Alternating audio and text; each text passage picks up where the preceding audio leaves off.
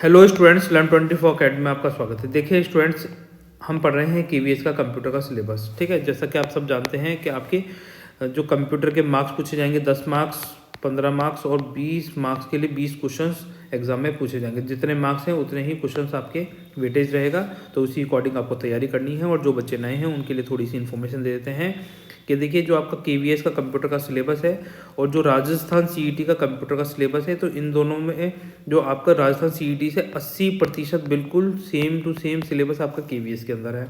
तो आपको क्या करना है, जो मैंने आपको केवीएस की प्लेलिस्ट अवेलेबल करवाई है उसमें आप राजस्थान सीईटी देखेंगे, है ना, फॉर राजस्थान सीईटी। तो आप ये ना लें कि सिर्फ राजस्थान सीईटी के लिए, वो आपके केवीएस के लिए भी उतना ही इंपॉर्टेंट है जितना राजस्थान सीईटी के लिए, क्योंकि बिल्कुल टॉपिक सेम है 100%। तो 100% आपके केवीएस में वो सारी चीज़ें बिल्कुल डिट्टो है। तो आप उनको अच्छे से देखिए और साथ में जो प्रीवियस ईयर क्वेश्चंस आपको अवेलेबल करवाए गए हैं तो उनको भी वहाँ से देखिए, जो आपकी तैयारी में बहुत ज़्यादा इंपॉर्टेंट रोल प्ले करेंगे। ठीक है, अब देखिए यहाँ तक आपको तो सारा सिलेबस कंप्लीट करवा दिया गया है यहाँ तक। ठीक है, अभी लास्ट लेक्चर हमारा डिजिटल सिग्नेचर पे हुआ था और उससे पहले application of information technology in government for e governance. तो ये सारे टॉपिक्स आपके हो गए हैं कंप्लीट। अब हमारे दो टॉपिक रह गए थे, एक तो मोबाइल स्मार्टफोन और इन्फॉर्मेशन कियोस्क। ठीक है, तो अभी हम आज देखेंगे मोबाइल स्मार्टफोन और उसके बाद में हम पढ़ेंगे इन्फॉर्मेशन कियोस्क इसके बारे में। तो बिना देरी करे स्टार्ट करते हैं आज का लेक्चर। आ जाइए। अब देखिए स्टूडेंट्स, मोबाइल एंड स्मार्टफोन। ठीक है, तो ये देखिए, ये आपके सामने मोबाइल है, ये नोकिया का मोबाइल है और ये स्मार्टफोन है। ठीक, अब ये देखिए, ये 1998 से लेकर 2013 तक नोकिया का राज रहा था पूरी दुनिया पर। ठीक है, Nokia number 1 mobile brand company थी जो बहुत लार्ज स्केल पे मोबाइल मैन्युफैक्चरिंग करती थी। पर 2013 के बाद में ये पूरी तरीके से वैनिश हो गई और आज इसका अस्तित्व ही खत्म हो गया है मार्केट से, है ना। आज की जनरेशन, जो नई जनरेशन है, वो तो इसके बारे में बिल्कुल भी नहीं जानती होगी। ठीक, तो अब ये देखिए जो इसकी कहानी है, चलो इसकी कहानी तो कभी और सुनाएंगे क्योंकि आपका एग्जाम बहुत नज़दीक है। तो अभी जो आपके एग्जाम पॉइंट ऑफ व्यू से वो देख लेते हैं। अभी जो नोकिया का फ़ोन है, ये छोटा मोटा स्मार्टफोन है, आपके सामने दिख रहा है, क्योंकि इसके अंदर आपके एक छोटी मोटी सी एप्लीकेशन दे रखी है। आप वीडियो बना सकते हो, कैमरा वैमरा आ जाता है और वीडियो प्ले कर सकते हो। ठीक है, फोटो वोटो देख सकते हो। परंतु जो ये आपके सामने फ़ोन है, ये वाला राइट हैंड साइड में, तो ये क्या है, बहुत सारे सेंसर्स जैसे प्रॉक्सिमिटी सेंसर, जीपीएस, नेविगेशन, इनसे लेस आता है। वेब ब्राउज़र, आप इंटरनेट का इस्तेमाल कर सकते हैं घर बैठे, दुनिया में कहीं किसी को देख सकते हैं, बातें कर सकते हैं, है ना। तो ये बहुत सारी स्मार्ट एप्लीकेशंस के साथ एम्बेडेड होकर आता है। तो क्या हम ये सारी चीज़ें पढ़ेंगे कि क्या क्या इसमें कौन कौन सी चीज़ें इसे स्मार्ट बनाती है? नहीं, हम ये नहीं पढ़ेंगे, हम पढ़ेंगे टेक्नोलॉजी। ठीक है, ये किन टेक्नोलॉजी के आधार पर ये विकसित हुए हैं, डेवलप हुए हैं, तो हम इनकी जनरेशन्स देखेंगे जहाँ से आपके एग्जाम में क्वेश्चंस आएंगे। आ जाइए, बिना देरी करे स्टार्ट करते हैं आज का लेक्चर। और देखिए, अगर आपको वीडियो पसंद आते हैं तो वीडियो को लाइक एंड शेयर कर दीजिए। और आपके कमेंट से ही हमें पता चलता है कि हम जो मेहनत कर रहे हैं वो सही डायरेक्शन में है, गलत है। ठीक है, आपके कमेंट्स हमें बहुत ज़्यादा मोटिवेट करते हैं, तो इसीलिए आप कमेंट करते रहिए। और जो जो बच्चे कमेंट करते हैं तो उनके बहुत पॉजिटिव कमेंट्स आते हैं, तो उनको देखकर ऐसा लगता है कि यार वाह, मतलब हम जो मेहनत कर रहे हैं कहीं ना कहीं वो सक्सेसफुल भी हो रही है। ठीक है, तो अगर आपको हमारा प्रयास अच्छा लग रहा है आपके लिए, तो आप कमेंट्स जरूर करें, वीडियो को लाइक एंड शेयर जरूर कर दें। ठीक है, आ जाइए अब स्टूडेंट्स। अब देखिए, इवोल्यूशन ऑफ द 5G। ठीक है, तो आज का जो युग है, आज जिस युग में अपन पहुंच चुके हैं, वो कौन सा युग होता जा रहा है? वो 5G युग होता जा रहा है ना। 5G की जो टेक्नोलॉजी है वो 2019 से डेवलप हुई है और इंडिया में जो 5G पूरी तरीके से लाने की बात करी जा रही है, वो कब तक लाने की बात करी जा रही है? 2024 तक लेने की बात करी जा रही है ना, कि जो इंडिया को पूरी तरीके से 5G डेवलप कर दिया जाएगा अप टू 2024 तक। अब यहाँ देखिए, ये जो 5G टेक्नोलॉजी है, इससे पहले की जनरेशन कौन कौन सी थी? First generation, second generation, third generation. G का मतलब क्या है? जी की फुल फॉर्म है जनरेशन। ठीक है, एग्जाम में इसी तरीके से पूछा जाएगा। जैसे 4G के आगे जी लगा है तो जी का मतलब क्या है? ठीक है, तो जी का मतलब है जनरेशन। ये जनरेशन बताता है, first generation phone, second generation phone, third generation phone, fourth generation phone and 5th generation phone. ठीक है, अब ये देखिए, फर्स्ट जनरेशन जो फ़ोन डेवलप हुए थे वो कौन से ईयर में? 1979 में डेवलप हुए थे। ये ईयर्स के जो क्रोनोलॉजी है वो आप याद रख सकते हैं। जो फर्स्ट जनरेशन फ़ोन आए थे 1979 के अंदर, तो ये कौन सी टेक्नोलॉजी? एनालॉग सिग्नल्स का इस्तेमाल करते थे। एनालॉग और डिजिटल सिग्नल्स के बारे में आपको पीछे लेक्चर्स में बता दिया था, तो वहाँ से आप इसको बहुत अच्छे से समझ सकते हैं। अब देखिए 2G में क्या था? ये 1991 में डेवलप किए गए थे और इसके अंदर टेक्स्ट मैसेजिंग की आपको फैसिलिटी दी गई थी कि आप है ना टेक्स्ट लिखकर मैसेज कर सकते हैं किसी को। फिर जो थर्ड जनरेशन फ़ोन आए थे, ये कौन से ईयर में? 1998 में डेवलप हुए थे, जो आपको मोबाइल, जो टेक्स्ट मैसेजिंग की साथ में वायरलेस इंटरनेट कनेक्शन की प्रोवाइड करते थे। ठीक है, वायरलेस इंटरनेट कनेक्शन जैसे घर बैठे बैठे आप क्या है छोटे मोटे कुछ मेल देख सकते हैं, फोटो भेज सकते हैं, वीडियोस देख सकते हैं, है ना, छोटा मोटा काम कर सकते हैं। 3G वैसे थोड़ी तेज़ थी पर इतनी भी तेज़ नहीं थी कि बहुत हाई स्पीड से आप काम कर सकते हैं। पर जब से 4G आया है, 4G ने तो क्या है पूरा ही दुनिया को बदल के रख दिया। 2008 में आई थी, है ना, टेक्नोलॉजी डेवलप हुई थी जो आपको cloud computing, IPN, truly mobile broadband connectivity provide करती थी। फिर जो 5G पे अभी काम चल रहा है, 5G अनलिमिटेड डाटा कैपेसिटी के साथ आती है जो 4G से भी कितना 10 गुना ज़्यादा तेज़ स्पीड आपको प्रोवाइड करेगी जब ये पूरी तरीके से आ जाएगी। आ जाइए आगे चलते हैं। अब देखिए मोबाइल फ़ोन टेक्नोलॉजी, ठीक है, और इनकी डिफरेंट जनरेशन्स को समझते हैं कि क्या होते हैं ये। जो फर्स्ट जनरेशन मोबाइल फ़ोन्स आए थे 1979 में, ये Nippon telegraph and telephone company NTTC ने टोक्यो जापान में पहली पीढ़ी के मोबाइल नेटवर्क की शुरुआत की थी। इसने 5 वर्षों के भीतर ही पूरे जापान का विस्तार कर दिया था। तब दुनिया भर में 1G सेलुलर नेटवर्क के नाम से जाना जाता था। ठीक है, ये 1G किस नाम से जाना जाता था? 1G सेलुलर नेटवर्क के नाम से जाना जाता था। हालांकि यह एनालॉग सिग्नल्स का इस्तेमाल करता था जो हम पीछे देख कर आए, और एनालॉग सिग्नल्स में भी कौन सी रेडियो फ्रीक्वेंसी का इस्तेमाल किया जाता था। ठीक, इसने Sweden, Norway, Denmark, UK, US, Finland, Australia, Canada, दक्षिण कोरिया, यूरोप आदि दुनिया भर में लोकप्रियता हासिल की। कुछ विशेषताएं थी और कुछ इसके साथ साथ कुछ नुकसान भी थे, इसके आगे चल के देखेंगे। और जो इसके फर्स्ट जनरेशन के जो डिवाइसेस थे वो कौन कौन से, जैसे कॉर्डलेस फ़ोन हो गया, पेजिंग मशीन हो गया, पेजर्स जो आपने कभी देखे हों, कभी सुने हो तो, है ना, निजी मोबाइल रेडियो सिस्टम्स हो गए। तो ये क्या है, फर्स्ट जनरेशन के डिवाइसेस हो गए। आप यहाँ पे फ़ोटो में देख भी सकते हैं कि जैसे सेलुलर A है, ये सेलुलर B है। तो ये इस तरीके से घूम फिर कर हम घर बैठे बैठे आपस में बात कर सकते हैं। हालांकि ये इतना समझाने का टॉपिक नहीं है क्योंकि ये सब आप रेगुलर बेसिस पे यूज़ कर रहे हैं, है ना।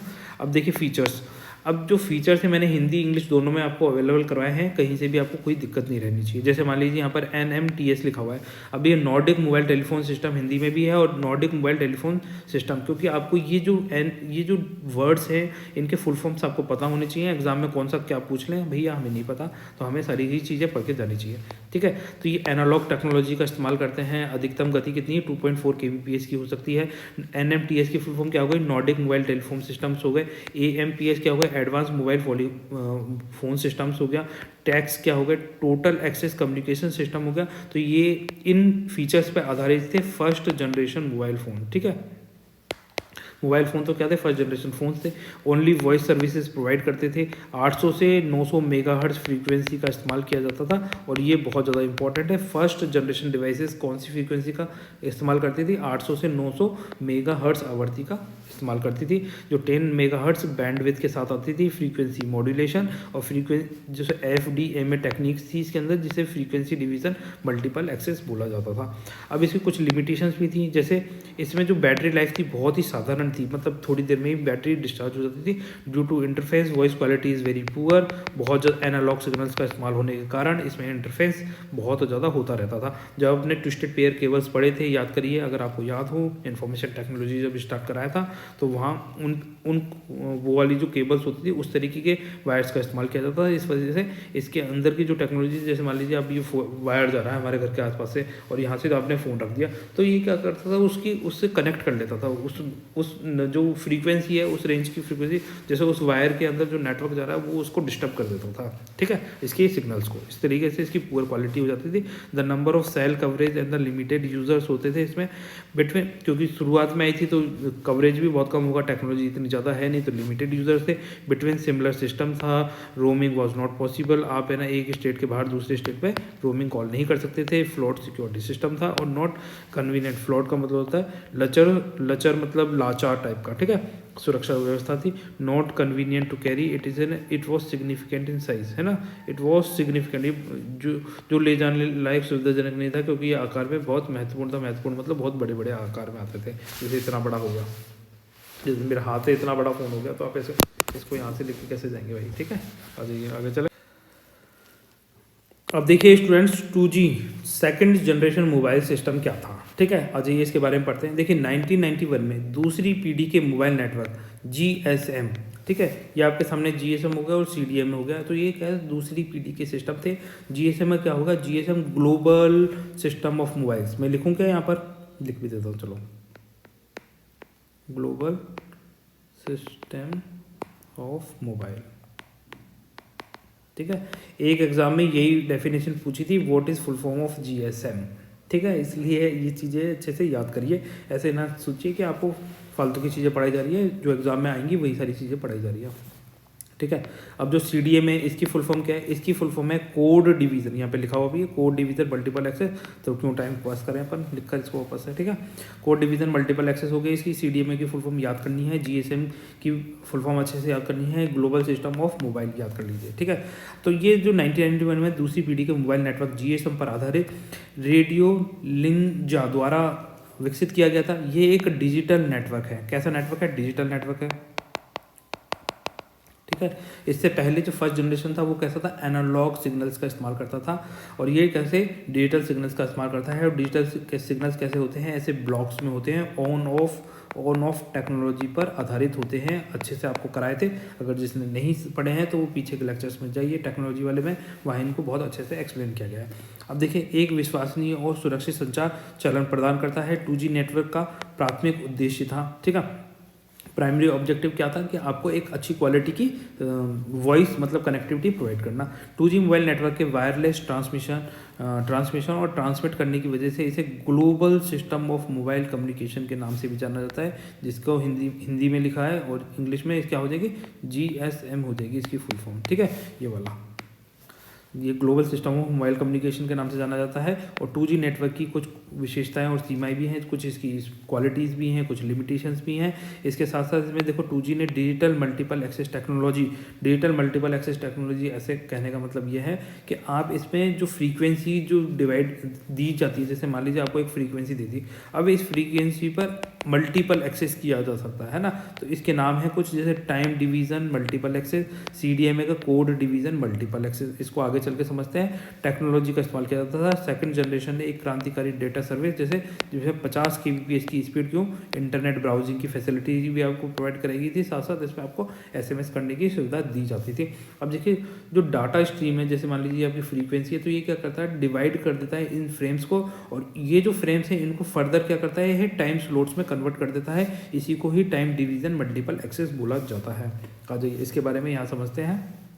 देखिए, सेलुलर एक्सेस टेक्नोलॉजी सैनफोर्ड द्वारा उपयोग की जाने वाली 3 सामान्य तकनीकें हैं सूचना प्रसारित करने के लिए नेटवर्क का इस्तेमाल करती हैं। पहली कौन सी हो जाएगी? FDMA। ठीक है, तो इसको क्या बोला जाएगा? Frequency division multiple access. दूसरी टेक्नोलॉजी क्या है? TDMA, time division multiple access, है ना। और तीसरी क्या हो गई? CDMA का क्या हो गया? Code division multiple access. अब जो फ्रीक्वेंसी डिवीज़न मल्टीपल एक्सेस है, इसका मतलब क्या होता है? प्रत्येक कॉल को एक अलग फ्रीक्वेंसी पर रखना। ठीक है, फ्रीक्वेंसी जैसे फ्रीक्वेंसी डिवीज़न मल्टीपल एक्सेस, तो हर जो आपकी जो भी कॉल जाएगी वो हर एक अलग अलग फ्रीक्वेंसी पर जाएगी। जैसे मान लीजिए ये इतनी सारी फ्रीक्वेंसी इस्तेमाल की जा रही हैं, तो इस फ्रीक्वेंसी एक अलग कॉल है, इस फ्रीक्वेंसी पर अलग कॉल है, इस फ्रीक्वेंसी पर अलग कॉल है। ठीक है, तो ये FDMA करता था। फिर TDMA लाए। अब ये क्या था? जैसे जैसे यूज़र बढ़ते गए, तो अब यूज़र बढ़ते गए तो फ्रीक्वेंसी तो अपने पास लिमिटेड है। फ्रीक्वेंसी के लिए इलेक्ट्रोमैग्नेटिक स्पेक्ट्रम आपको बताया था, पूरी सारी सीरीज समझाई थी। अगर किसी ने नहीं समझी तो वो हमारे इन्फॉर्मेशन टेक्नोलॉजी के पुराने लेक्चर्स में जाइए और वहाँ से समझिए। ठीक है, तो हालांकि मैं यहाँ पे फिर भी बता देता हूँ। जैसे हमने इलेक्ट्रोमैग्नेटिक स्पेक्ट्रम में क्या पढ़ा था? हमने पढ़ा था रेडियो वेव्स, ठीक है, माइक्रोवेव्स, इस तरीके से पढ़े थे सारे। तो यही सारी हैं। जैसे मान लीजिए ट्रिक भी बनाई थी अपन ने, बोला था छोटी गर्ल XUV में वोट कर बोली I am रेडी। ठीक है, R से रेडियो वेव्स, M से माइक्रोवेव्स, I से इंफ्रारेड, V से visible, ultraviolet, x ray, gamma rays, cosmic rays. तो ये सारी रेज हैं, इन सब के लिए क्या है? अलग अलग इस इलेक्ट्रोमैग्नेटिक स्पेक्ट्रम की रेंज डिसाइड करी गई है। ऐसे ही जो रेडियो वेव्स हैं उसका काम क्या होता है? कम्युनिकेशन के लिए इस्तेमाल किया जाता है। ठीक है, तो ये सारी चीज़ आपको वहाँ समझाई गई थी, तो वहाँ से आप इनको देख लीजिए। अब जो रेडियो वेव्स हैं यही तो हम कम्युनिकेशन के लिए इस्तेमाल कर रहे हैं। तो रेडियो वेव्स की कुछ फ्रीक्वेंसी है, जैसे 10⁻² से लेकर 10⁻16। ठीक है, तो अब ये जो फ्रीक्वेंसी, इसी रेंज के बीच में आप कम्युनिकेशन कर सकते हैं अगर आप रेडियो वेव्स का इस्तेमाल कर रहे हैं।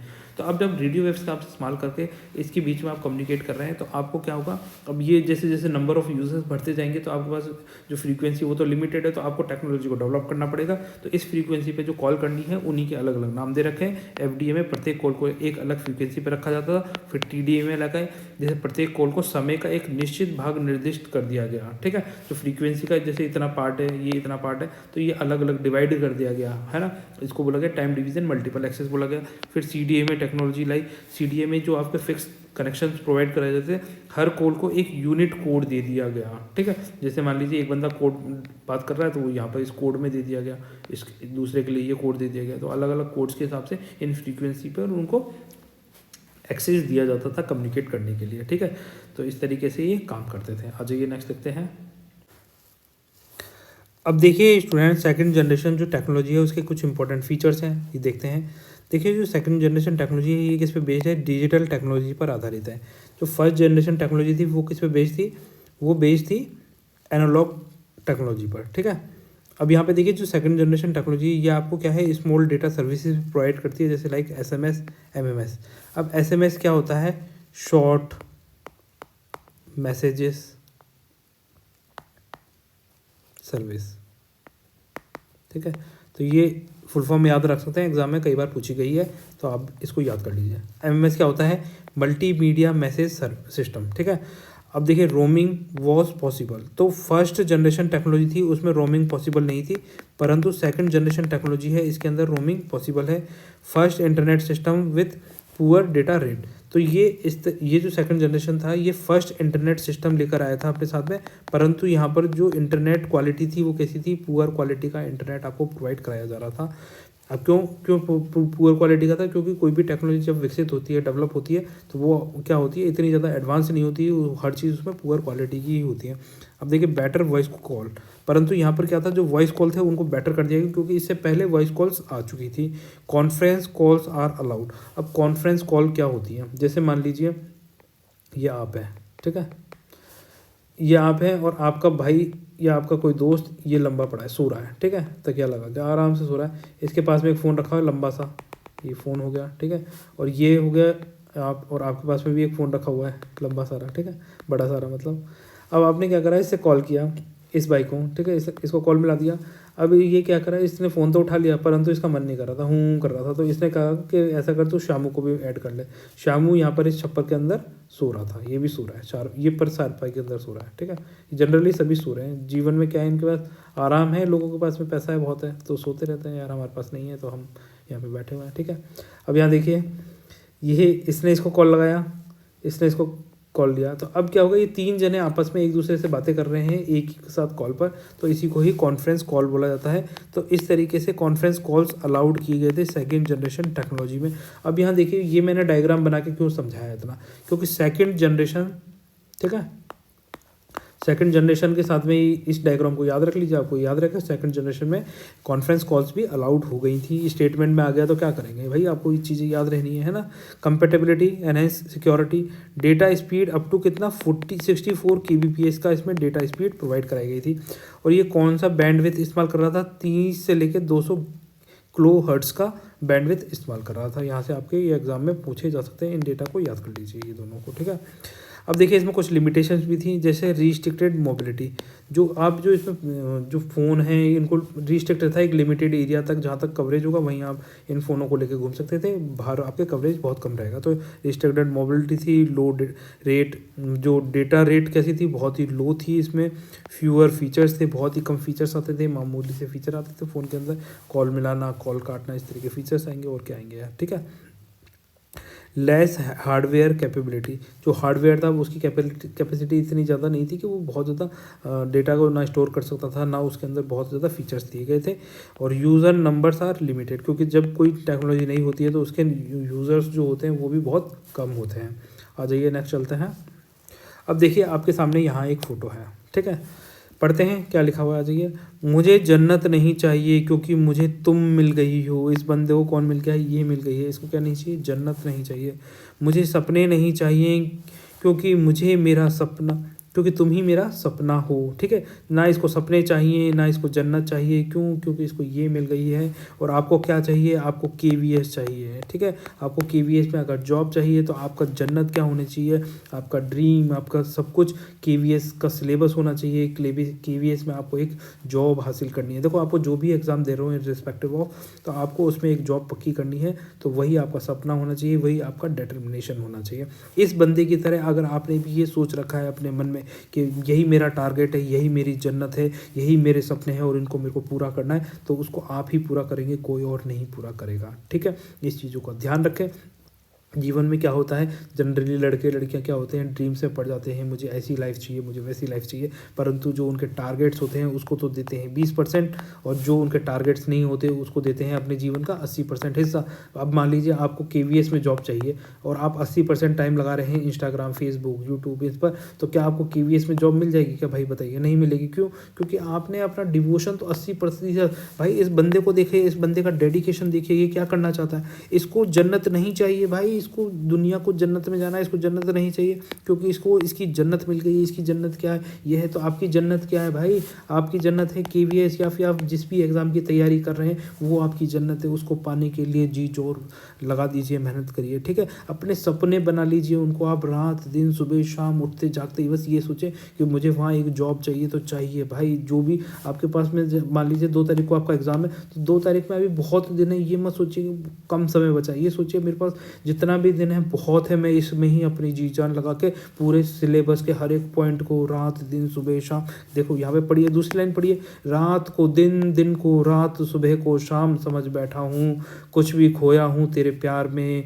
मेरी जान तेरे नाम कर बैठा हूँ। तो तुम्हारा प्यार, तुम्हारी जान क्या होनी चाहिए भाई? KVS जो इस एग्ज़ाम की तुम तैयारी कर रहे हो वो तुम्हारी जान होनी चाहिए। अब मान लीजिए तुमने जान बना रखी है 10, ठीक है, तुमने हर तरह के एग्ज़ाम में फॉर्म भर रखा है, मैथ्स, तुमने मान लीजिए बैंकिंग भी भर दिया, SSC भी भर दिया, तुमने रेलवे भी भर दिया, तुमने पियोन भी भर दिया, टीचर भी भर दिया, भाई तुम्हें इस तरीके 10 तरीके के सिलेबस चल रहे हैं, हर तरीके में कर लोगे। आपको जब एक चीज़ पे फोकस करोगे तो वो चीज़ तो आपको मिल ही जाएगी ना। आप एक लड़की के पीछे भागोगे तो वो लड़की आपसे क्यों प्यार नहीं करेगी? चाहे आप एक लड़के के पीछे जाएंगे तो वो क्यों नहीं करेगी? जीवन में हर चीज़ है ना सिंगल होनी चाहिए। मल्टीपल रखोगे तो भाई कुछ भी चीज़ मतलब ऐसे देखो, पढ़ाई लिखाई ये सब चीज़ें क्या होती हैं, कुछ इसमें अपवाद भी होते हैं। कुछ लोग होते हैं जो 2-2 पत्नियों के साथ भी बहुत खुश रहते हैं, और कुछ होते हैं एक पत्नी के साथ भी खुश नहीं रह पाते हैं, ठीक है। तो आपको वो नहीं बनना है। आपको तो हमेशा ये ध्यान रखिए, जो भी आपके टारगेट्स हैं, जो भी आपके गोल्स हैं, उनके लिए आपका डेडिकेशन होना चाहिए अंदर से, ठीक है। उसमें लॉयल्टी होनी चाहिए, विश्वास होना चाहिए। चाहे आप पढ़ रहे हैं तो उसमें आप लॉयल्टी दिखाइए, उसमें विश्वास दिखाइए। क्यों आपको वो चीज़ नहीं मिलेगी? 100% मिलेगी। इस बंदे की आंखों में देखिए, इस लड़की की आंखों में देखिए, क्या मिल रहा है? आप इन दोनों की आंख में एक दूसरे में डूब जाना चाहते हैं, समा जाना चाहते हैं। तो भाई आपने कभी अपने सिलेबस को उठा के क्या ये फील किया कि मैं इसमें डूब जाना चाहता हूँ, या उसको आप बोरिंग तौर पे ले रहे हैं? अगर आप उसको बोरिंग तौर पे ले रहे हैं तो फिर आपका KVS आपका प्यार नहीं है भाई, फिर तो आपकी मजबूरी है ये, ठीक है। और जो चीज़ आप मजबूरी में करेंगे वो आपको नहीं मिलेगी, ठीक है। इससे बढ़िया तो आप चद्दर ओढ़िए और सो जाइए इस बंदी की तरह, ठीक है। ऐसे सोड़िए, ये सो रहा है ना नीचे, मैं सुला देता हूँ किसी को भी ऐसे करके, ठीक है। ऐसे आप भी सो जाइए, ठीक है। तो इन चीज़ों का थोड़ा सा ध्यान रखें। अपने जीवन में सक्सेस, लक्ष्य हासिल करने हैं, आपको जो भी पाना है, तो आपको सब कुछ छोड़ना पड़ेगा, आपको साइडलाइन करना पड़ेगा। 2 तारीख से लेकर आपको जिस भी डेट को एग्ज़ाम हो, तो उसके लिए अपनी जी जान झोंक दीजिए, लगा दीजिए। आप रिस्पेक्टिव बहाने बनाना छोड़ दीजिए कि मेरे को मतलब घर में ये आ गए, वो आ गए, झाड़ू लगाना है, पोंछा लगाना है, इतने सारे काम है, ये काम। भाई इग्नोर मारिए, कौन क्या बोल रहा है, कुछ नहीं बोल रहा। जिस दिन आपकी जॉब लग जाएगी उस दिन सारी बोलती हैं आप चुप हो जाएंगी, सबकी जुबान चुप हो जाएगी, ठीक है। तो आपको क्या करना है, फोकस्ड रहना है, अपने गोल पर वो रहना है। आप मान लीजिए कोई भूखा मर रहा है, कोई कुछ हो रहा है, कोई नहीं भूखा मरेगा, आप खाना मत बनाएं, ठीक है। कोई और बना लेगा, बोल दीजिए तुम्हें बनाया, तुम बनाओ, मुझे खाना नहीं है, ठीक है। तो जब वो आप खुद के लिए बनाए तब उससे बोल देना कि मेरे लिए भी बना दे 2 रोटी, ठीक है। आप चाहे आपके तो कई ऐसी गर्ल्स होंगी जिनकी शादी हो चुकी होगी, तो मैं उनके लिए बोल रहा हूँ, ठीक है। हालांकि ये प्रैक्टिकल हो नहीं पाता, पर जो इसको प्रैक्टिकल करता है वो जॉब भी ले लेता है। हालांकि देखो, आप अपने अगर आपने सिलेबस बहुत अच्छे से तैयार करा है, अपना टाइम निकाल रहे हैं, तो आप निकालते रहिए, परंतु अब जान लगाने का टाइम आ गया। अगर आपको जॉब चाहिए, देखो कॉम्पिटिशन बहुत हो गया, तो उसमें अगर आपको अपनी सीट पक्की करनी है तो आपको मेहनत करनी ही पड़ेगी, इसका कोई और अल्टरनेट नहीं है, ठीक है। इसलिए मैं लेकर आया था, कोई वैलेंटाइन डे सेलिब्रेट करने के लिए नहीं लाया था ये दोनों चीज़ें, ठीक है। अभी वैलेंटाइन को मारिए गोली, नेक्स्ट ईयर सेलिब्रेट कर लेना, गुलाब के फूल और जो भी पंखुड़ियाँ देनी है वो अगले साल दे लेना, ठीक है। हालांकि देखो ये सब चीज़ें करनी चाहिए जीवन में, परंतु एक स्टेज के बाद। अगर पहले करेंगे तो वो स्टेज पता नहीं चली कि वो स्टेज तो मिली नहीं, ये सारी चीज़ें मिलती रही। हालांकि देखो थोड़ी थोड़ी खुशियाँ बांटते रहो और मंजिल तो मिल ही जाएगी, ऐसा सोच के ना चलें। मंजिल को पाना है तो जी जान लगाना है, ये सोचें, ठीक है। आ जाइए, चलिए आगे। अब देखिए स्टूडेंट्स, 3G टेक्नोलॉजी, ठीक है, 3rd जनरेशन टेक्नोलॉजी, आ जाइए इसके बारे में पढ़ते हैं। देखिए 3rd जनरेशन क्या है, एक व्यावसायिक रूप जो 2001 में पेश किया गया था। मतलब एक कॉमर्शियल पर्पज़ के लिए थर्ड जनरेशन टेक्नोलॉजी लाए थे, जिसे 2001 में पेश किया गया था और पहली बार यूरोप, जापान, चीन इसका इस्तेमाल किया था। ठीक है, कौन कौन से देशों ने? यूरोप ने, जापान ने, चीन ने इसका इस्तेमाल किया था। यह है UMTS, है ना, universal mobile telecommunication system पर आधारित थी। 3G टेक्नोलॉजी किस पर आधारित थी? UMTS पर। UMTS ये याद रखना है 3G टेक्नोलॉजी में। UMTS किस पर आधारित? तो वो 3G टेक्नोलॉजी किस पर आधारित थी? UMTS टेक्नोलॉजी पर आधारित थी, जिसकी फुल फॉर्म हो जाएगी universal mobile telecommunication system, यहाँ लिखी हुई भी है। ठीक है, जो बेहतर वॉइस कॉल और डेटा सिस्टम की सुविधा आपको प्रोवाइड करता था। मतलब अच्छी क्वालिटी की इसमें कॉल थी, डेटा सिस्टम था जो 3G नेटवर्क के साथ आता था। हाँ ठीक है, तो और इसकी कुछ इंपॉर्टेंट विशेषताएं थी, वो आगे चल के देखेंगे। इसमें देखते हैं 3G तकनीक एक हायर डाटा ट्रांसफर स्पीड देने के लिए केंद्रित थी, जो कौन सा बैंडविड्थ यूज़ करती थी? WCDA में। ठीक है, WCDA में कहाँ यूज़ किया जा रहा है? 3G टेक्नोलॉजी में इस्तेमाल किया जा रहा है। तो दूसरा पॉइंट ये हो जाएगा, अच्छे से याद रखना है। और इसकी फुल फॉर्म आपसे एग्जाम में पूछी जा सकती है, तो ये याद कर लीजिए, वाइड बैंड। ठीक है, CDA में अपन पीछे ही पढ़ कर आए हैं, 2G टेक्नोलॉजी में अपन ने CDA में पढ़ा था कोड डिवीज़न मल्टीपल एक्सेस। तो अपन ने क्या करा, जो कोड डिवीज़न मल्टीपल एक्सेस था उसको वाइड बैंड कर दिया, उसका बैंड और ज़्यादा एक्सटेंड कर दिया 3G के लिए अपन ने। तो अपन क्या कर रहे हैं, 2G की जो टेक्नोलॉजी है उसको एक्स्ट्रा क्या कर रहे हैं, एडवांस कर रहे हैं 3G टेक्नोलॉजी के अंदर। इतनी चीज़ समझ में आ रही है, तो आगे चले।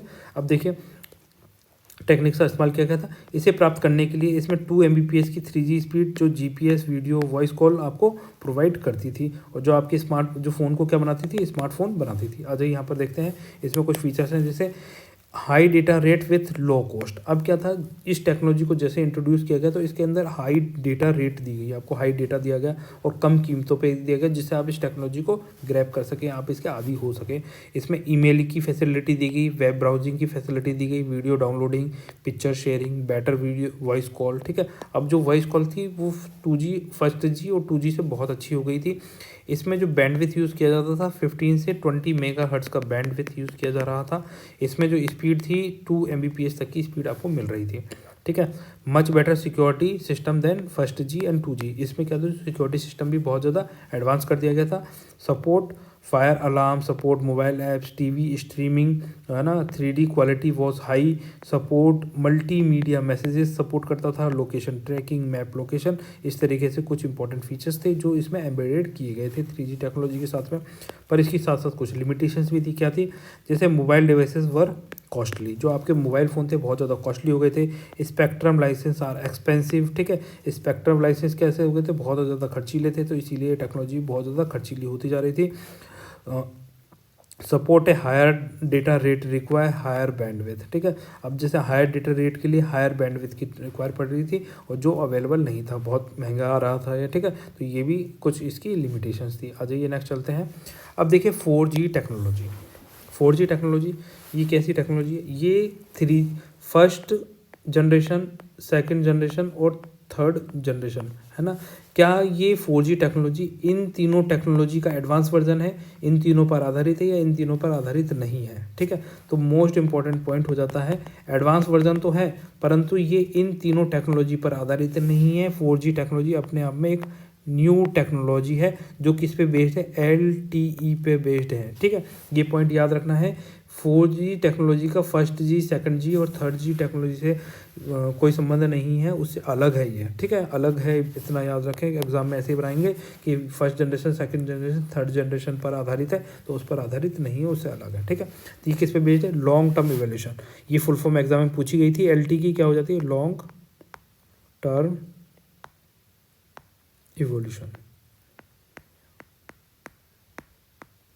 ठीक है, तो आप ये डेफिनेशन याद रख सकते हैं। आ जाइए इसके बारे में पढ़ते हैं। देखिए 2010 में ITU इंटरनेशनल टेलीकम्युनिकेशन यूनियन के अनुसार इसने क्या करा था, जो 4G LTE HSPA और WiMAX के साथ मिलकर आपको एक इस तरीके का नेटवर्क प्रोवाइड कराया गया, प्लेटफॉर्म प्रोवाइड कराया गया, जिस पर आप 4G टेक्नोलॉजी का इस्तेमाल कर सकते थे। इनकी फुल फॉर्म भी याद कर लीजिए। LTE की हो गई लॉन्ग टर्म इवोल्यूशन, HSPA की हो गई involve high speed packet access, और WiMAX की हो गई माइक्रोवेव एक्सेस के लिए वर्ल्ड वाइड इंटर ऑपरेबिलिटी। ठीक है, इतना याद रख लीजिए।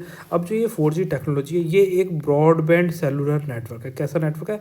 ब्रॉडबैंड। ब्रॉडबैंड का मतलब क्या होता है? ब्रॉडबैंड जो आपको इंटरनेट प्रोवाइड कराया जाता है, परंतु ये आपको सेल पर ही, फ़ोन पर ही क्या कर रहा है? इंटरनेट प्रोवाइड करा रहा है। इंटरनेट का यूज़ करके आपको ये टेक्नोलॉजी कॉलिंग और अदर फैसिलिटीज़ प्रोवाइड करती है, जो कि 1G 2G और 3G मोबाइल नेटवर्क से बिल्कुल अलग है। जो 4G नेटवर्क IEEE द्वारा विकसित किया गया है। अब जो ये IEEE है, ये कैसी है, USA में इसका हेडक्वार्टर है ना।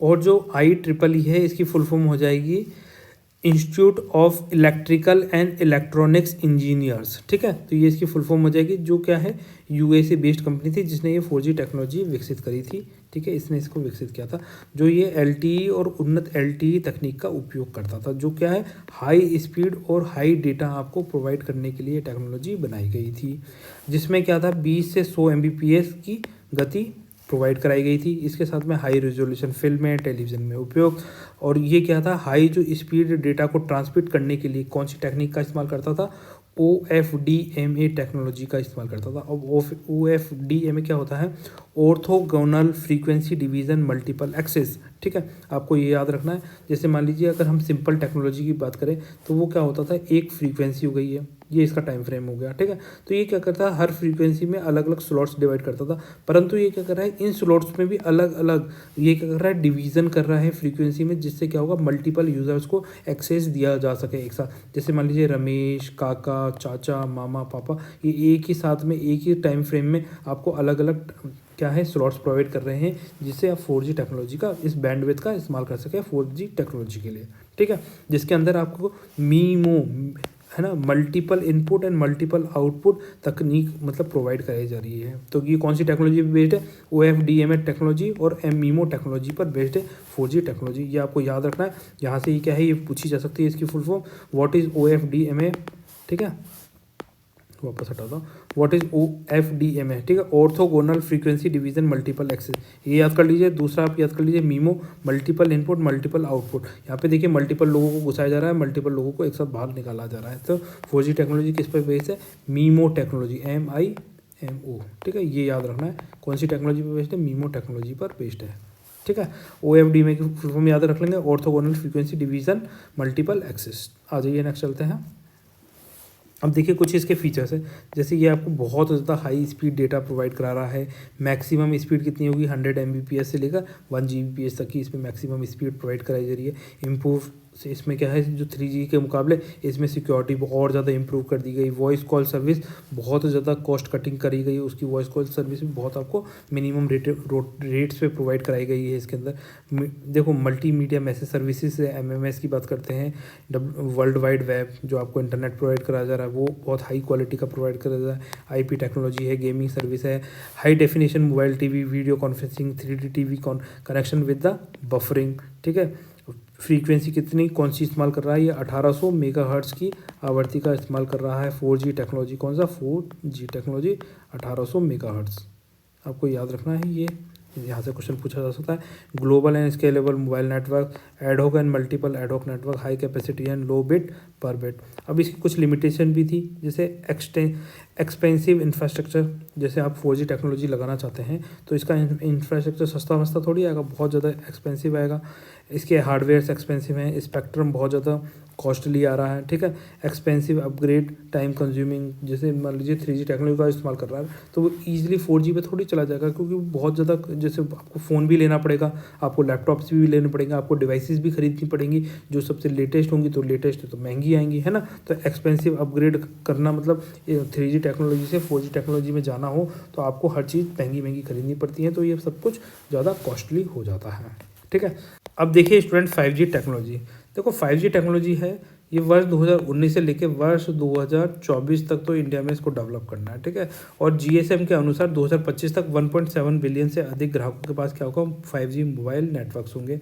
अब जो 5G टेक्नोलॉजी है किस पे बेस्ड है, MIMO टेक्नोलॉजी पे ही बेस्ड है। Multiple input multiple output technology पे बेस्ड है। ये बड़े पैमाने पर मीमो और मल्टीमीटर वेव्स का इस्तेमाल कर रहा है। 5G टेक्नोलॉजी जैसे इसको डेवलप किया जा रहा है। और 5G टेक्नोलॉजी क्यों डेवलप किया जा रहा है कि जिससे आपको high downloading speed, high internet connectivity, high broadband network connectivity ये दी जा सके, ठीक है। परंतु ये इसके साथ साथ उच्च बैंडविड्थ क्षमता के साथ आएगा, जो बहुत ज़्यादा इलेक्ट्रिसिटी भी कंज्यूम करेगा, साथ में क्या करेगा, स्पेक्ट्रम्स का भी इस्तेमाल करेगा high.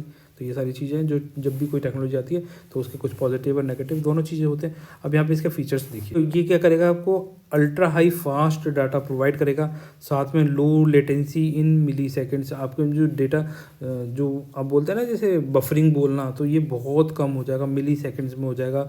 Reliability of the network होगा, आप नेटवर्क पर रिलाई कर सकते हैं। आपको कोई काम करना है तो वो आसानी से किया जा सकता है, आपको बहुत ज़्यादा फास्ट काम होंगे।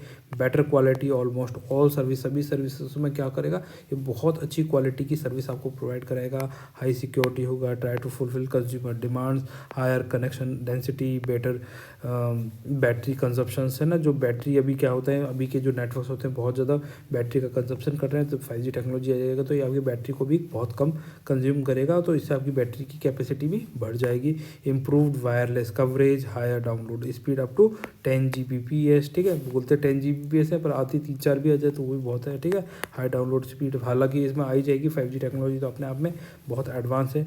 24 to 47 गीगाहर्ट्ज़ फ्रीक्वेंसी पर ये क्या करेगा, काम करेगा। इस आवृत्ति पर 24 से लेकर 47 गीगाहर्ट्ज़ की आवृत्ति पर ये वर्क करेगा, तो इसको आप याद रख सकते हैं, ठीक है। GPS tracking, multimedia message expensive for customer, supercharge system support, massive data rate for the internet of things, cost deduction of data. जब 5G टेक्नोलॉजी आ जाएगी, कभी कोई टेक्नोलॉजी आती है तो अपने साथ क्या करती है, डेटा को भी जो उसकी डेटा प्राइस होती है उसमें भी कमी आती है। क्योंकि जैसे मान लीजिए अभी आपको क्या है, जैसे मान लीजिए आप 4G इस्तेमाल कर रहे हैं, ठीक है। अभी आपके फ़ोन में कितना 1 GB डेटा पैक है, 1 GB, 1.5 GB, 2 GB के आसपास होगा। आप कितने 300 रुपये के आसपास इसमें पे कर रहे होंगे 1 GB के लिए। परंतु जब जिस दिन ये 5G आ जाएगी आपके हाथ में, तो ये क्या करेंगे, जो GB की जो कॉस्टिंग है ये कितनी हो जाएगी, 10 GB तो आपको डेटा आएगा पर डे, और साथ में जो कॉस्ट होगी वो 200 रुपये ही रह जाएगी। तो इसे बोलते हैं कॉस्ट कटिंग, मतलब पैसा कम होना, ठीक है। तो ये cost deduction of for data, ये वाला डेटा के लिए लागत कटौती इस तरीके से होगी, और स्मॉल सेल टेक्नोलॉजी यूज़ करेगा, ठीक है। आ जाइए नेक्स्ट। अब ये देखिए इसके डिफरेंस भी समझ लेते हैं, यहाँ से आपका वापस से रिवीजन हो जाएगा। First generation, second generation, third generation, fourth generation, 5 generation features है ना। अभी इंट्रोड्यूस करी हुई थी फर्स्ट जनरेशन 1979 में, सेकंड जनरेशन 1991 में, थर्ड जनरेशन 2001 में, फोर्थ जनरेशन 2010 में, 5 जनरेशन 2019 के अंदर, ठीक है। तो आप ऐसे से मान सकते हैं कि करीब करीब कितना 10-10 साल का गैप है हर जनरेशन में। अब technology AMPS tax, GSM, WCDA में थर्ड जनरेशन की टेक्नोलॉजी है, ठीक है। WiMAX कौन सी है, LTE है, फोर्थ जनरेशन की टेक्नोलॉजी है। LTE का मतलब लॉन्ग टर्म इवोल्यूशन, और मीमो का मतलब multiple input multiple output technology का इस्तेमाल करेगा 5 जनरेशन। फ्रीक्वेंसी की बात करें तो 800 से 900 मेगाहर्ट्ज़ की फ्रीक्वेंसी है, 1.8 गीगाहर्ट्ज़ की फ्रीक्वेंसी, 2 गीगाहर्ट्ज़ फ्रीक्वेंसी, 1800 मेगाहर्ट्ज़ की फ्रीक्वेंसी, ठीक है। इसको 1.8 गीगाहर्ट्ज़ भी बोल सकते हैं, ठीक है। 1.8 गीगाहर्ट्ज़ इस तरीके से भी बोला जा सकता है मेगाहर्ट्ज़ को, ठीक है। और ये 24 से 47 गीगाहर्ट्ज़ की फ्रीक्वेंसी का इस्तेमाल करेगा। तो ये फ्रीक्वेंसी आपको बहुत अच्छे से याद रखनी है, 20 से लेकर 47 GHz, ठीक है। गीगाहर्ट्ज़ फ्रीक्वेंसी कौन इस्तेमाल करता है, 5G टेक्नोलॉजी में इस्तेमाल की जाएगी। नॉर्मल नैरो बैंड किसका था, 2G का, और ब्रॉडबैंड कौन से को बोलते थे, थर्ड जनरेशन को बोला जाता था, ठीक है। अल्ट्रा ब्रॉडबैंड कौन सा हो गया, 5 जनरेशन। और वायरलेस वर्ल्ड वाइड वेब, ठीक है। यहीं से क्वेश्चन बनते हैं ऐसी टर्म से, तो इन टर्म्स को याद करिए, ठीक है। वायरलेस वर्ल्ड वाइड वेब कौन सा हो गया, 5th जनरेशन टेक्नोलॉजी हो गई। नेट की speed 2.4 kbps, 64 kbps, 2 Mbps, 1 GB और 10 GB की स्पीड मिलेगी। इसमें सिर्फ वॉइस कॉल्स दी जाती थी फर्स्ट जनरेशन में। सेकंड जनरेशन में वॉइस कॉल्स के साथ में शॉर्ट मैसेजिंग सर्विस आपको प्रोवाइड कराएगी। थर्ड जनरेशन में वीडियो कॉल्स, GPS, MMS की सुविधा आपको दी जाएगी। और फोर्थ जनरेशन में वीडियो कॉल्स, GPS और मोबाइल TV की आपको सुविधा दी गई। और फिफ्थ जनरेशन में HD वीडियो और रोबोट्स की आपको सुविधा प्रोवाइड कराई जाएगी। आ जाइए नेक्स्ट देखते हैं। देखो मोबाइल नेटवर्क के प्रकार, टाइप्स। अभी आप देख रहे हैं, ये आपको क्या दिख रहा है कि इस तरीके से एक नेटवर्क है, जब ये गया और ये मान लीजिए बिजी है तो ये क्या करेगा, स्विच करके इस वाले से चला जाएगा। अगर वो भी बिजी है मान लीजिए तो ये स्विच करके इस रास्ते से चला जाएगा। तो ये क्या कर रहा है, ये स्विचिंग टेक्निक का इस्तेमाल कर रहा है। तो ये सेलुलर नेटवर्क्स थे जो हमारे फर्स्ट 1 जनरेशन लेके 3rd जनरेशन तक। तो ये कौन सी टेक्नोलॉजी का इस्तेमाल कर रहे हैं, सेलुलर नेटवर्क्स बोला जाता है इनको। 1G, 2G एंड 3G, ठीक है। तो ये किसका इस्तेमाल करते थे, ये जैसे आवर्तियाँ जो फ्रीक्वेंसी को स्विच करने का काम करते थे, एक फ्रीक्वेंसी से दूसरी फ्रीक्वेंसी पे स्विच करके आपको क्या है कनेक्टिविटी प्रोवाइड करते थे सेलुलर नेटवर्क्स, ठीक है। उसके बाद आए 4G नेटवर्क्स।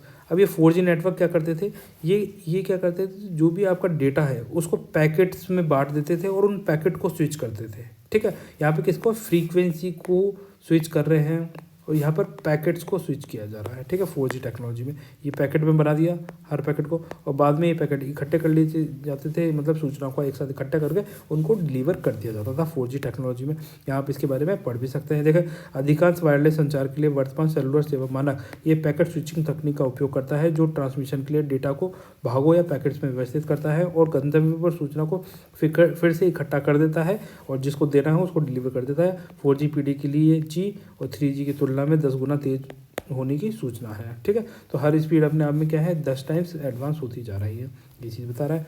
अब देखिए वाईफाई आप जानते हैं कि जैसे मान लीजिए आपने रूटर लगा दिया, फिर आप जहाँ भी बैठे हो आप वाईफाई एक्सेस कर सकते हैं। आपको इसके लिए वायर की ज़रूरत नहीं होती, इसीलिए ये सबको अलग अलग दिखाएगा विदाउट वायर, ठीक है।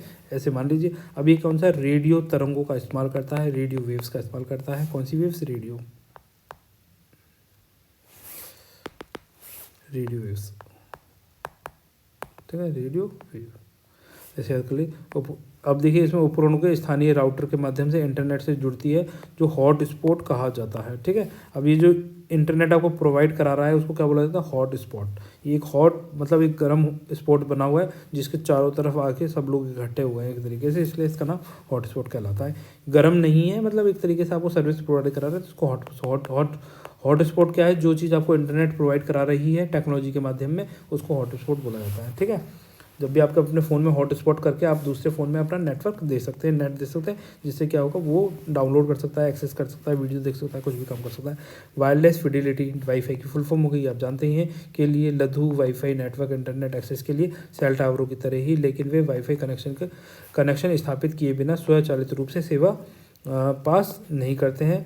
उपलब्धता और उपयोगिता वरीयता के आधार पर अधिकांश मोबाइल डिवाइसों में वाईफाई और सेलुलर नेटवर्कों के बीच स्विचिंग की अनुमति प्रदान होती है। ये कैसे होती है? जैसे मान लीजिए ये आपका मोबाइल फ़ोन हो गया, ठीक है। अब इसमें एक तो हो गया ये वाला और एक इस तरीके से डेटा का सिग्नल हो गया, ठीक है। अब जब आप इस वाले को कनेक्शन करते हैं तो ये आपका मोबाइल का जो डेटा होता है इसका इस्तेमाल करता है, और जब आप ये वाले जो वाईफाई वाले सिग्नल्स का इस्तेमाल करते हैं तो आपने कहीं और से डेटा ले रहे हैं, तो उसका इस्तेमाल करके आपका फ़ोन चालू हो रहा है। अब मान लीजिए आपके पास वाईफाई कनेक्शन नहीं है और आपने दोनों को ऑन कर रखा है, तो ये अपने आप स्विच करके किसके? मोबाइल नेटवर्क से चला जाएगा। अब जैसे मोबाइल का डाटा खत्म हो गया और आपके वाईफाई से भी कनेक्टेड, तो मोबाइल के से स्विच होकर इस पर आ जाएगा। तो ये स्विचिंग इस तरीके से कर रहा है वाईफाई टेक्नोलॉजी में, ठीक है। ब्लूटूथ टेक्नोलॉजी आप जानते हैं, इसके बारे में हमने बहुत डिटेल में पढ़ा था, जिसने नहीं पढ़ा तो वो वाले लेक्चर्स देख लीजिए। इसमें लघु तरंग धैर्य रेडियो तरंगों का इस्तेमाल किया जाता है, ठीक है।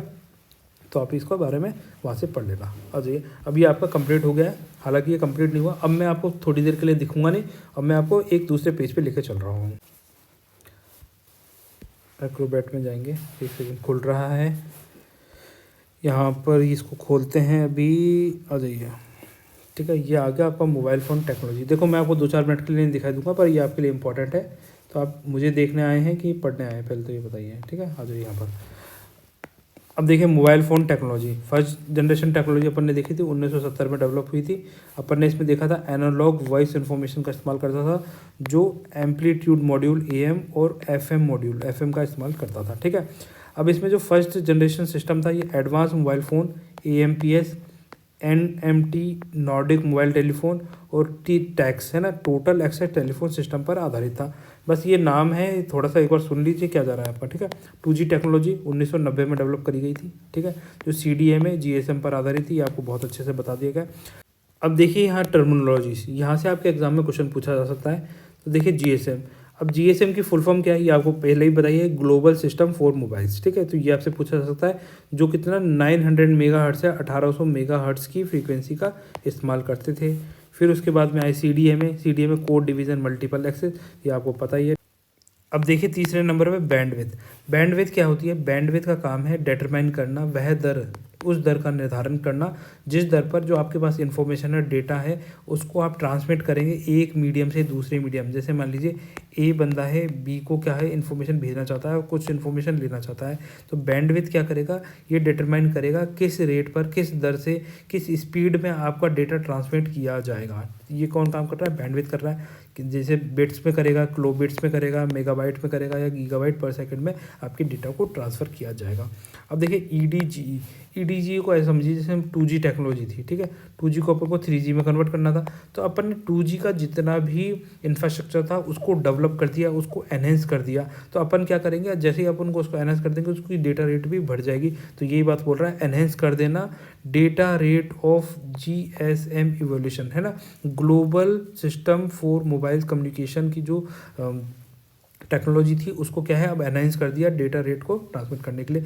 As enhanced data GSM environment बोल रहा है, ठीक है, वही सारी सारी चीज़ है जिसके अंदर क्या था, आपकी डेटा स्पीड अब बढ़ा दी गई थी, 384 kbps तक आपकी इंक्रीज कर दी गई थी। अब देखिए GPRS general packet radio service, ये आपसे एग्जाम में पूछा जा सकता है। इसमें कितनी स्पीड 56 से लेकर 114 kbps की स्पीड प्रोवाइड कराई जाती है।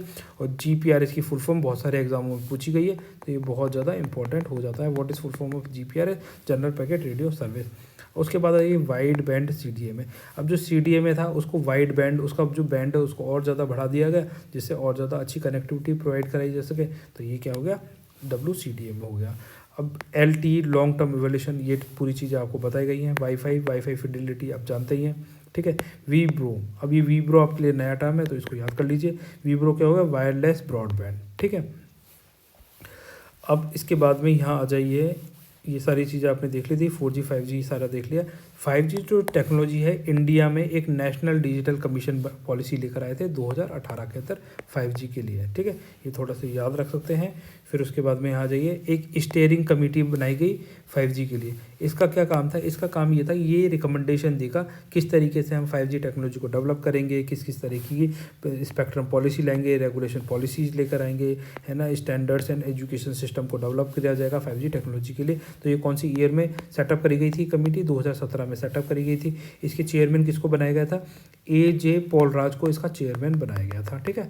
याद करना चाहे तो कर लीजिए, मेरा काम है आपको बताना, आप देख लीजिए, ठीक है। तो ये बताया गया था और इसमें क्या सारी चीज़ें वही बताई गई थी। मार्च 2019 से क्या होगा, हम इस टेक्नोलॉजी को और डेवलप करेंगे और फुल रेंज सर्विस प्रोवाइड कराई जाएगी। कब तक, 2024 तक फुल रेंज सर्विस प्रोवाइड कराने की बात करी थी इन्होंने, ठीक है। हम इसको डेवलप कर लेंगे। इन्होंने ये भी रिकमेंडेशन में ये बात बताई थी कि 2035 तक जो 5G टेक्नोलॉजी है वो $1 ट्रिलियन के पार चली जाएगी, ठीक है। इकोनॉमिक इम्पैक्ट उसका कितना होगा, $1 ट्रिलियन से ज़्यादा इम्पैक्ट होगा हमारी इकोनॉमी पर। ये इन्होंने ये सारी चीज़ें बताई थी। उसके बाद तो कुछ भी है नहीं इसमें, तो ये आपके लिए हो गया। आ जाइए वापस वहीं चलते हैं, जो आपके एग्जाम पॉइंट ऑफ व्यू से था वो सारे पॉइंट्स मैंने आपको यहाँ बता दिए हैं, ठीक है। तो स्टूडेंट्स देखिए, ये आपका हो गया मोबाइल स्मार्टफोन, ठीक है। मोबाइल एंड स्मार्टफोन की जो टेक्नोलॉजी थी वो हमने देखी, तो जहाँ से आपके एग्जाम में क्वेश्चन आने के चांसेस रहेंगे। इसके बाद में हमारा जो ये टॉपिक रह जा रहा है कौन सा, इन्फॉर्मेशन कियोस्क, ठीक है। तो देखिए स्टूडेंट्स, ये आपका 99% जो कंप्यूटर का सिलेबस है ये कंप्लीट हो चुका है। बस एक टॉपिक रह गया है, इन्फॉर्मेशन कियोस्क, तो इसको हम जल्द ही नेक्स्ट लेक्चर में देख लेंगे। तो तब तक आप क्या करें, वीडियो को लाइक कर दीजिए, चैनल को सब्सक्राइब कर लीजिए, ठीक है। और आपकी कोई क्वेरीज़ है, कोई सजेशन है तो उसके बारे में आप कमेंट सेक्शन में लिख सकते हैं, या फिर आप अपनी मेल भी कर सकते हैं learn24academy@gmail.com पर। और तो क्या है, और तो बस यही है कि है ना, आप जो भी ये टॉपिक्स पढ़ रहे हैं तो सिलेबस को सामने रखिए। इसके अलावा जैसे कंप्यूटर तो है ही, इसके अलावा भी आप सारे टॉपिक्स पढ़ रहे हैं, आप समय कम बचा है तो हर टॉपिक पे आप कंसाइसली जल्दी से जल्दी बार बार रिवाइज करते रहिए, बार बार देखते रहिए, जिससे आप और लोगों से अच्छा मार्क्स ला सकें, ठीक है। तो मेरा तो यही प्रयास रहेगा, आपको मोटिवेटेड रखूँ। अगर आप चाहते हैं कि मोटिवेशन कोटेशंस के साथ आऊँ नेक्स्ट लेक्चर में, तो आप उसके बारे में बता सकते हैं। तो मैं आपके लिए एक अच्छा सा मोटिवेशन कोटेशन, मोटिवेशन स्पीच या फिर कुछ ऐसी चीज़ ला सकता हूँ जिससे आप और ज़्यादा एनर्जेटिक फील करें। देखो, एनर्जी बनाए रखना और एनर्जेटिक होना और एनर्जी बनाए रखना दोनों में डिफरेंस होता है। अभी आप तुरंत तो 2 मिनट के लिए एनर्जी आ जाएगी, पर आपको पूरी जर्नी में एनर्जी बनाए रखनी होती है। आपका जब तक एग्जाम नहीं हो जाता तब तक आपको मोटिवेटेड रहना है, कॉन्फिडेंस के साथ रहना है। और कॉन्फिडेंस कब आता है, जब आपने पूरा सिलेबस पढ़ रखा होता है, ठीक है। तो वक्त को कम मत समझिए, वक्त जो भी है उसको ये लीजिए कि बस आपका इस पार या उस पार वाला गणित कर दीजिए, ठीक है। तो इस मेहनत के साथ आप तैयारी करेंगे तो आप 100% सक्सीड हो जाएंगे। तो गाइज मिले फिर नेक्स्ट लेक्चर में, तब तक के लिए बाय। आप सब लोग खुश रहिए। और आपके इतने अच्छे अच्छे प्यारे प्यारे कमेंट्स आते हैं, उन्हें उन्हें पढ़कर यार इतना अच्छा लगता है कि बस अच्छा, मतलब अच्छा लगता है यार। जब भी कोई तारीफ़ करता है तो फिर तो अच्छा ही लगेगा ना। अगर मैं आपकी तारीफ़ करूँगा कि आप इतने अच्छी अच्छी कमेंट कर रहे हैं, आपके कमेंट्स की वजह से ही फिर मेरा भी मन करता है कि आपके लिए अच्छे से अच्छे वीडियोस लेकर आएँ, अच्छे से अच्छे टॉपिक्स लेकर आएँ, जिससे आपके एग्ज़ाम में और लोगों से अच्छे मार्क्स आए, ठीक है। यही प्रयास रहेगा और क्या, ठीक है। तो आप वाइंड अप करते हैं, चलते हैं, फिर मिलते हैं नेक्स्ट लेक्चर में। तब तक के लिए बाय। आप सब लोग खुश रहिए।